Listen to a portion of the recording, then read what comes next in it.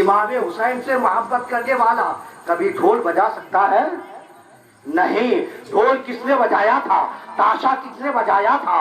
جب میدان کاروزار ختم ہو گیا، میدان کربلا ختم ہو گیا، یزیدی جشن منا رہے تھے اور ڈھول تاشا پیٹ رہے تھے.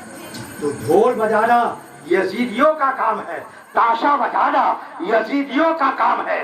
حسینیوں کا کام یہ ہے کہ وہ ان کے نام پر غم منائے. اور غم کس طرح منائے؟ ایسا نہیں کہ زارو قطار روئے، ایسا نہیں کہ خوب آنسو کے ندیاں بہا دے، بلکہ ایسا جن کی وجہ سے امام عالی مقام کی روح کو خوشی پہنچے، مسرت آپ کو ہو اور آپ ان کے چاہنے والوں کے زمرے میں شامل ہو. سبحان اللہ سبحان اللہ. وہ کام آپ کو کیا کرنے ہوں گے؟ امام عالی مقام کے نام پر آپ کو صدقات و خیرات کرتے ہوں گے. امام عالی مقام کے نام پر آپ کو اس ماہ مبارکہ میں قرآن خالی کرا کے ان کے نام پر فاتحہ دلانا ہوگا. آپ امام عالی مقام کے چاہنے والے ہیں، ان کے نام پر 1 تاریخ سے 10 تاریخ تک امام عالی مقام کا جشن کیجئے، میلاد شریف کا انعقاد کیجئے. امام عالی مقام کے چاہنے والوں کا کام یہ ہوگا کہ امام عالی مقام کے نام پر مار مٹنے کے لیے تیار ہوگا. وہ آدمی جو حسینی ہوگا وہ کبھی ڈھول کے قریب نہیں جائے گا، وہ کبھی تاشے کے قریب نہیں جائے گا، وہ کبھی نماز کا تارک نہیں ہوگا، وہ کبھی روزے کو چھوڑنے والا نہیں ہوگا. یہ تو نفلی روزے ہیں. بہت لوگ 1 تاریخ سے 10 تاریخ کا روزہ کرتے ہیں. کم سے کم 2 روزہ ضرور کرنی چاہیے. 9 اور 10 محرم کا روزہ. 9 یاد کر لیجئے، 9 اور 10 محرم کا روزہ. 9 محرم کب ہے؟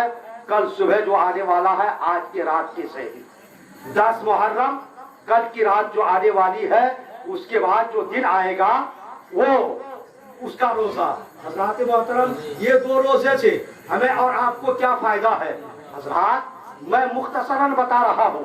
2 روزے رکھنے سے 100 شہیدوں کے برابر آپ کو ثواب ملتا ہے. 2 روزے رکھنے سے آپ کو 100 حج کرنے کے برابر آپ کے نامۂ اعمال میں نیکیاں لکھی جاتی ہے. 2 روزے رکھنے سے 100 اونٹ قربانی کرنے کے برابر آپ کے نامۂ اعمال میں نیکیاں لکھی جاتی ہے.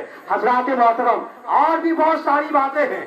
آپ کہہ لیجئے آپ اپنی زندگی میں کبھی 1 حج نہیں کر سکتے، 2 روزے رکھنے سے آپ کو 100 حج کے برابر ثواب مل جائے، یہ کیا کم بات ہے؟ 2 روزے رکھنے سے آپ 1 انگلی اسلام کے نام پر کٹانے کے لیے تیار نہیں ہے. 100 شہیدوں کے برابر آپ کے نامۂ اعمال میں نیکیاں لکھ دی جائے، کیا یہ کم ہے؟ حضرات معزز، لیکن ہم اور آپ کیا کرتے ہیں؟ ہم اور آپ وہ چیز کرتے ہیں جس میں ہمیں مزہ آتا ہے. حضرات محترم، مزہ کن چیزوں میں آتا ہے؟ انسان کی شہوت جس پر غالب آ جائے اسی میں مزہ آتا ہے. جس کا نفس کنٹرول ہو جائے اسے عبادت میں مزہ آتا.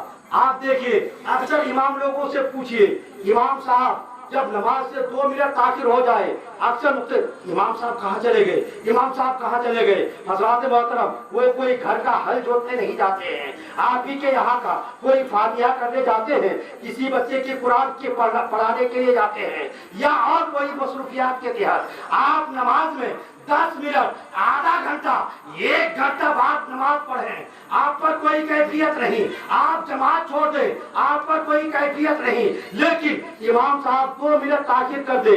اور حضرات محترم، ہمارا نفس کتنا کمزور ہو چکا ہے.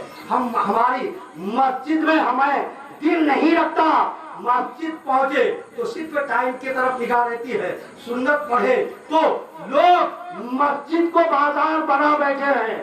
اس کے کان میں فسر فسر، وہ اس کے کان میں فسر فسر، وہ اس کے کان میں فسر فسر. حضرات محترم، ایسا نہیں کہ مسجد میں بیٹھ کر تسبیح و تحلیل کرے. مسجد میں بیٹھنے کا ثواب کیا ملتا ہے؟ حضرات محترم، میں اپنے موضوع کی طرف آپ کو لے کر جاؤں گا. کچھ باتیں آپ کو نصیحت کی بھی بتا کر جانا ہے. حضرات محترم، आकाए कौनैन सल्लल्लाहु ताला अलैहि वसल्लम इरशाद फरमाते हैं कि जो कोई मस्जिद में बैठ जाता है एतिकाफ की नियत से, उसके नामाए आमाल में हर सांस के बदले में 10 नेकियां लिखी जाती है, 10 गुनाह मिटा दिया जाता है, 10 दर्जात आपके बुलंद कर दिए जाते हैं।